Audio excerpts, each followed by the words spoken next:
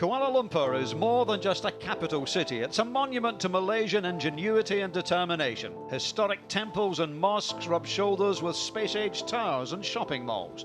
Originally a tin mining shanty town, the city has evolved into a 21st century metropolis on the proceeds of international trade and commerce.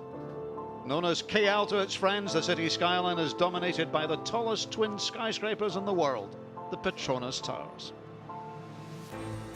KL is home this week to the inaugural EurAsia Cup, a biannual venture by the European and Asian tours. Playing captains this week, Miguel Angel Jimenez for Europe and Tongchai Jaidi for Asia. At their disposal, some of the brightest stars of the world game, featuring multiple winners and major champions. Glenmarie Golf and Country Club on the outskirts of the city plays host to what is sure to be a thrilling contest. The Malaysian Prime Minister Datuk Seri Najib Razak hit the inaugural opening drive, the ceremonial start to this EurAsia Cup.